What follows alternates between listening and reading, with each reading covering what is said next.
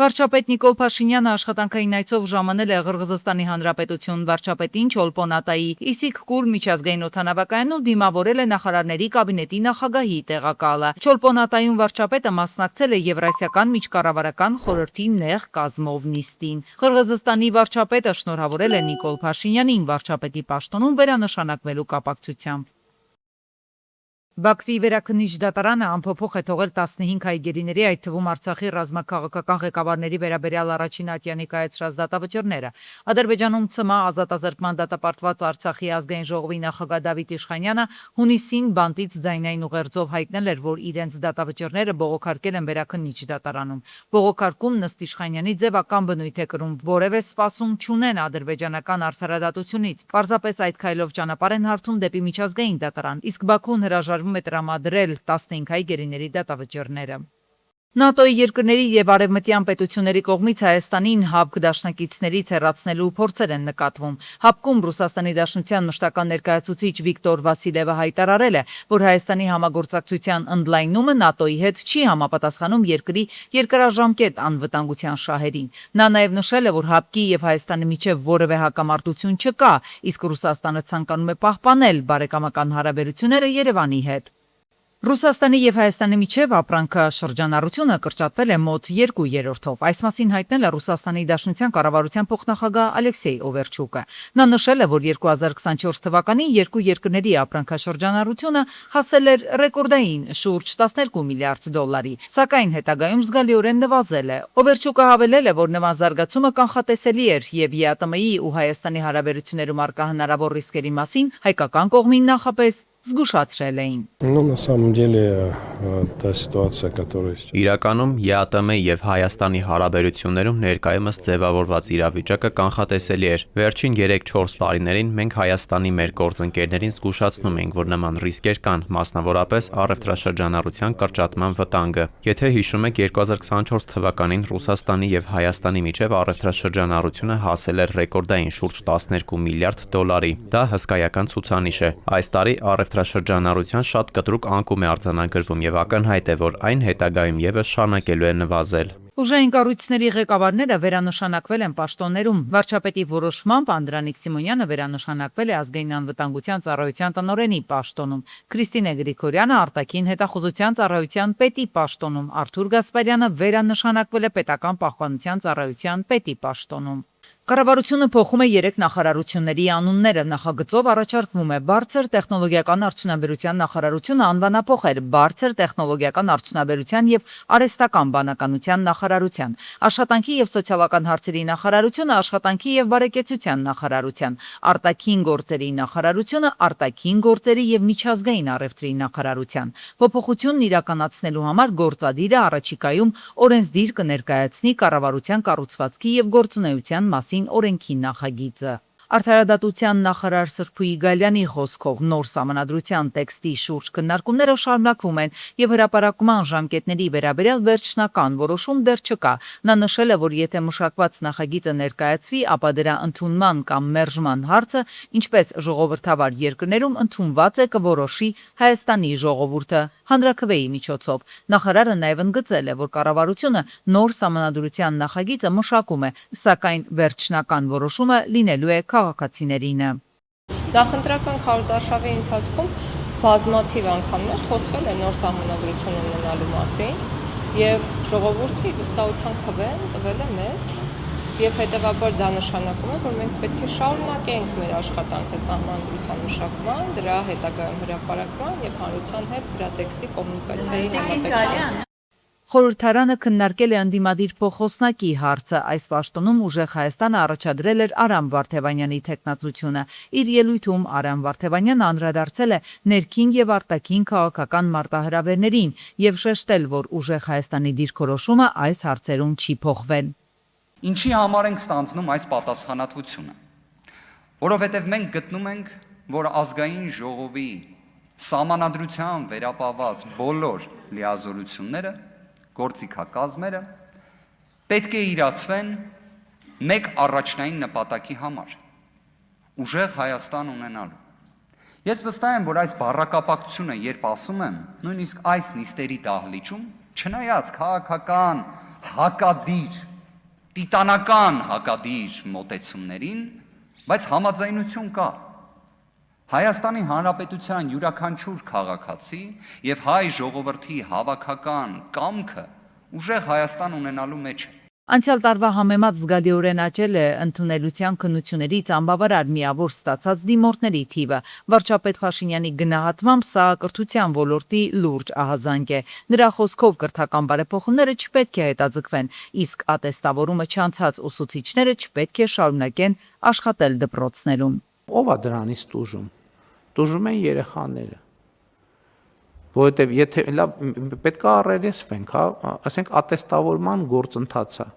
Լավ 1, 2, 3, 4, 5, 6, 7, ասենք ինչքան կարելի է, չի հաղթահարում մարդը, պետքա վերջ, ասենք վերջ, էլ պետքա չաշխատի դպրոցում, որովհետև այդ իր աշակերտն է, որ գնում է չի կարողանում ընդունելության քննությունը գոնե բավարար ստանա, չենք ասում է գերազանց ստանա, գոնե բավարար ստանա։ Կառավարության դիմաց բողոքի ակցիա են անցկացրել մինչև օրենսդրական փոփոխությունների ուժի մեջ մտնելը զորակոչված զինծառայողների ծնողները։ Նրանց որդիները շարունակում են ծառայել 2 տարի, մինչդեռ 2026 թվականի հունվարի 1-ից պարտադիր զինվորական ծառայության ժամկետը կրճատվել է, դառնալով 1.5 տարի։ Ծնողները պահանջել են, որ նոր կարգավորումը կիրառվի նաև իրենց որդիների նկատմամբ, պնդելով, որ նույն ժամանակահատվածում ծառայություն իրականացնող զինծառայողների նկատմամբ տարբերակված մոտեցումն արդարացված չէ։ Ծնողները նաև հայտնել են, որ 500 ծնող արդեն միացել են այս պահանջին, որոնք ավելի են շատանալու, եթե հարցին լուծում չտրվի։ Եղել է պահը, որ վարչապետը ասել է կվերանայեն, եղել է, որ ասել են չենք վերանայի, այսինքն մենք այս պահի դրությամբ որևէ ճիշտ պատասխան չունենք։ Այս անհավասարության վերջը պետք է դրվի, թե չէ, չի կարելի, էլի հասկանում եք, եթե հիմա տեսեք, տղաներ են ամեն դեպքում, չէ, ծառայակիցներ են, մի մասը ենթադրենք նույն զորամասում, հա, տարի ու կես է ծառայում, մյուս մասը 2 տարի։ Այսինքն զրույցներ են, տղաներ են, խոսակցություններ են եւ վերջապես իրանց միջև սկսվում է ինչ-որ տարաձայնություններ։ ՊԿ հայտնել է 2026-ի օգոստոսի 5-ի դրությամբ էլեկտրաշարժիչով տրանսպորտային միջոցների ներմուծման համար նախատեսված զրոյական մաքսատուրքի արտոնության քվոտայից մնացել է դիլեր-դիստրիբյուտորների համար 1269 մեքենայի, իսկ մյուս ներմուծողների համար 784 մեքենայի հնարավորություն։ Ընդհանուր քվոտայից դիլերների դեպքում օգտագործվել է 58%, իսկ մյուս սուբյեկտների համար 93%։ Ներքին գործերի նախարարությունը հայտնել է, որ Երևանում 22-ամյա երիտասարդ է ձերբակալվել թմրամիջոցների ապօրինի շրջանառության կասկածանքով։ Նրա մոտ եւ ավտոմեքենայում հայտնաբերվել են մարիխուանային նմանվող զանգվածով բազմաթիվ փաթեթներ, ինչպես նաեւ թմրամիջոցի փաթեթավորման պարագաներ։ Քննչական գործողությունների արդյունքում հայտնաբերվել է ընդհանուր 70-ից ավելի փաթեթ, իսկ նախաքննությունը շարունակվում է։ Յուրաքանչյուր ոք պարտավոր է իր վիզան օգտագործել առանց խախտումների, այս մասին հայտնել են ԱՄՆ դեսպանությունից։ Եթե սահմանվածից երկար մնաք Միացյալ Նահանգներում, դա կարող է հանգեցնել հետագայում Միացյալ Նահանգների մուտքի մշտական արգելքի։ Հյուպատոսական պաշտոնյաներին հասանելի են մուտքի եւ ելքի մասին տեղեկությունները, եւ ձեր թույլ տված խախտումները նրանց ուշադրությունից չեն վրիպի, ասվում է հաղորդագրության մեջ։ Միացյալ Նահանգների փոխնախագահ Վենսի խոսքով Իրանը երբեք միջուկային զենք չի ունենա եւ Միացյալ Նահանգները կօգտագործի իր տրամադրության տակ եղած բոլոր միջոցները այդ նպատակին հասնելու համար։ Նա նշել է, որ Վաշինգտոնը պատրաստ է կիրառել ռազմական, տնտեսական եւ դիվանագիտական գործիքներ ապահովելու, որ իրավիճակը հանգուցալուծվի Միացյալ Նահանգների շահին համապատասխան։ Վենսը նաեւ վստահություն է հայտնել, որ ընթացող գործընթացը կավարտվի Միացյալ Նահանգների համար բարենպաստ արդյունքով։ Իրանի փոխարտգործնախարարը հայտարարել է, որ վերջին օրերին Իրանի եւ Միացյալ Նահանգների միջև որևէ բանակցություն չի անցկացվել։ Ըստ էության Ղարիբադին հերքել է Դոնալդ Թրամփի բանակցությունների գոհացուցիչ ընթացքի մասին հավաստիացումները։ Միաժամանակ, սակայն Ղարիբադին խոսել է Հորմուզի նեղուցի վերաբերյալ Իրանի եւ Օմանի միջև ձեռք բերված համաձայնության մասին։ Նա հայտարարել է, որ Օմանի հետ համաձայնությունը դեռևս չի նշանակում Հորմուզի նեղուցի բացում, քանի որ նեղուցի բացումն ունի իր առանձնահատուկ պայմանները, եւ ընդգծել, որ Հորմուզի նեղուցին վերաբերող ցանկացած համաձայնություն պետք է լինի բացառապես Իրանի եւ Օմանի միջև։ Ադրբեջանի արտգործնախարար Բայրամովը պաշտոնական այցով Ուկրաինայում է, այցի շրջանակում նախատեսված են Բայրամովի հանդիպումները Ուկրաինայի արտգործնախարարի, ինչպես նաև երկրի այլ բարձրաստիճան պաշտոնյաների հետ։ Ադրբեջանի արտաքին գործերի նախարարությունը այցի օրակարգի վերաբերյալ այլ մանրամասներ չի հրապարակել։ Նոր ձևավորված կառավարության առաջին նիստն էր, հին ու նաև արդեն լրացված կազմով։ Կառավարության նիստին առաջին անգամ է մասնակցում բարձր տեխնոլոգիական արդյունաբերության նախարար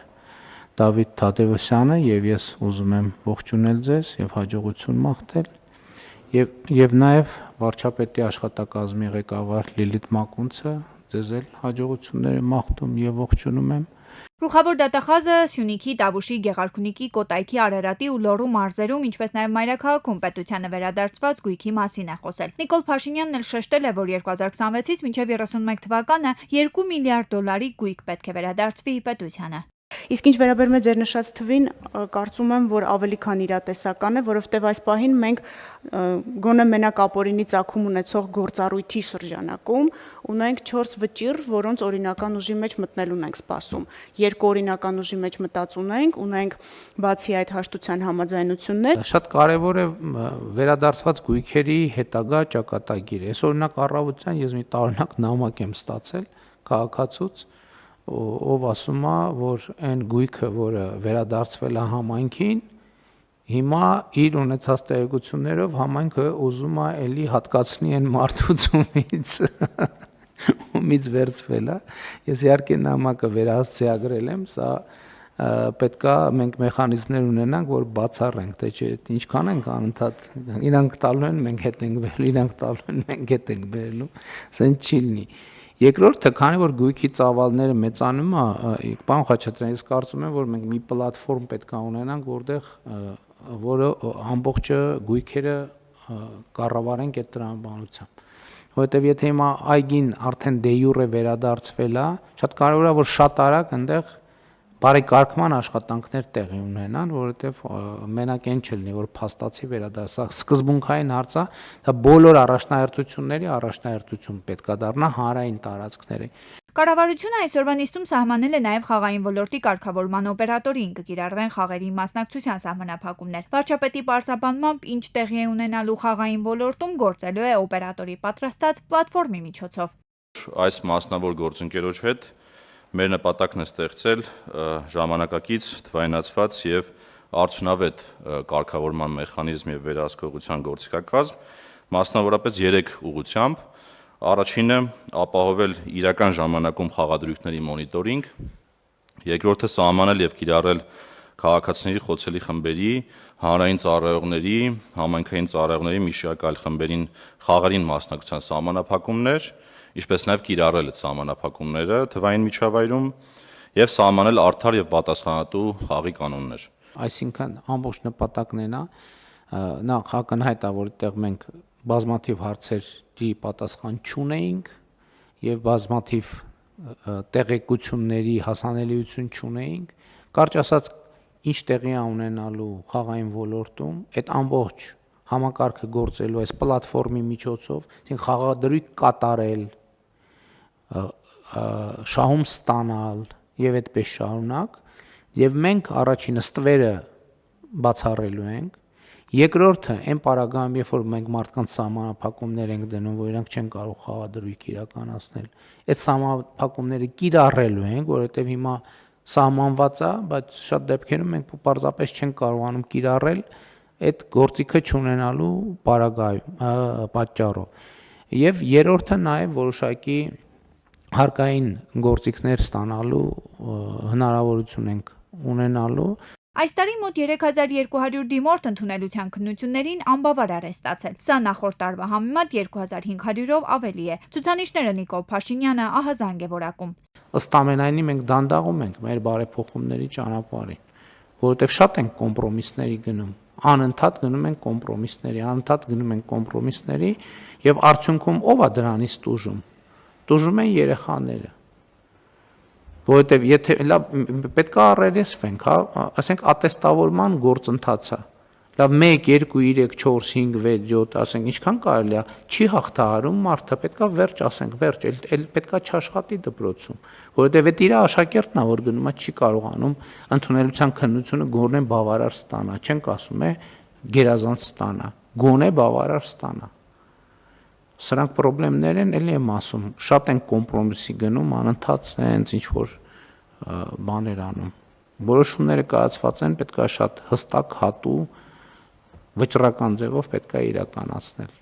Հետի մասին Հայաստանի էլեկտրական ցանցեր ընկերությունը դառնալու է պետական սեփականություն, հանձնվելու է հավատարմագրային կառավարման։ Ու 3 նախարարություն կանվանափոխվի։ Բարձր տեխնոլոգիական արդյունաբերության նախարարությունը կդառնա բարձր տեխնոլոգիական արդյունաբերության եւ արհեստական բանականության նախարարություն, աշխատանքի ու սոցիալական հարցերի նախարարությունը կկոչվի աշխատանքի ու բարեկեցության նախարարություն, իսկ արտաքին գործերի նախարարությունը կդառնա արտաքին գործերի եւ միջազգային առևտրի նախարարություն։ Օգոստոսի 6-ին Արմավիր խոշորացված համայնքի նորապատ բնակավայրում գործող բենզալցականներից մեկում պայթյուն է եղել։ Հողի տակ տեղադրված բենզինի բաքում է պայթյունը գրանցվել քաղաքացիների օգնությամբ 2 հոգի տեղափոխվել են Արմավիր բժշկական կենտրոն։ Ժամանել են Արմավիրի փրկարարական վարչության խումբը վարչության պետի եւ Արմավիրի հրշեջ փրկարարական ջոկատի հրշեջները ջոկատի հրամանատարի գլխավորությամբ։ Օպերատիվորեն ժամանել են նաև ներքին գործերի նախարարության ոստիկանության բարեկային ծառայության Արմավիրի մարզի գումարտակի բարեկները գումարտակի հրամանատար Վանիկ Սաղոյանի գլխավորությամբ։ Օգոստոսի 5-ին Երևան-Սևանի Ջևան ճանապարհին բախվել են գազի 53 ու շաքման ավտոքարշակը։ 1 հոգու առաջին օգնության են հասել քաղաքացիները։ Օպերատիվորեն ժամանած շտապ օգնության բժիշկների հերթապահ խումբը։ Նա տեղափոխվել է Աբովյան բժշկական կենտրոն։ Տեղում էին ոստիկանության բարեկային ծառայության Կոտայքի մարզի գումարտակի 2-րդ վաշտի բարեկները։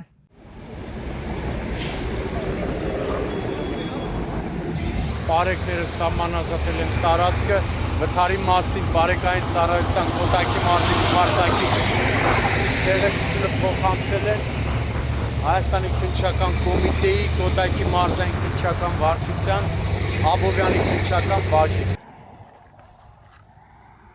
Օգոստոսի 5-ին Զովունի Եղվարդ ճանապարհին բախվել են Ալֆա Ռոմեոն եւ Օփելը 1 հոգու առաջին օգնության են հասել քաղաքացիները։ Օպերատիվորեն ժամանած Եղվարդի Հիվանդանոցի շտապ օգնության բժիշկների հերթապահ խումբը։ Նա տեղափոխվել է Արմենիա բժշկական կենտրոն։ Բժիշկները վիրավորին մինչև հիվանդանոց տեղափոխելը տեղում առաջին բուժօգնությունն են ցուցաբերել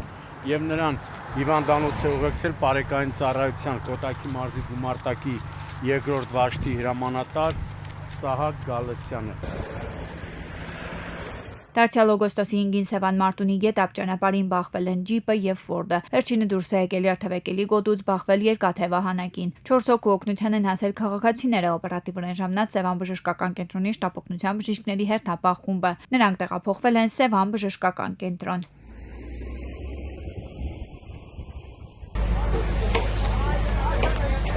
Օգոստոսի 5-ին Գավառ խոշորացված համայնքի Արծվակ հարթաղամասում գործող փայտի արտադրամասում հրդեհ է բռնկվել։ Մինչ հրշեջների ժամանումը կրակի տարածման դեմ պայքարել են մեծ թվով քաղաքացիներ, հետո էլ Գավառի, Սևանի եւ Մարտունու հրշեջ փրկարարական ջոկատների հրշեջները մարել են կրակը, սակայն արտադրամասը գրեթե ամբողջությամբ մոխրի է վերածվել։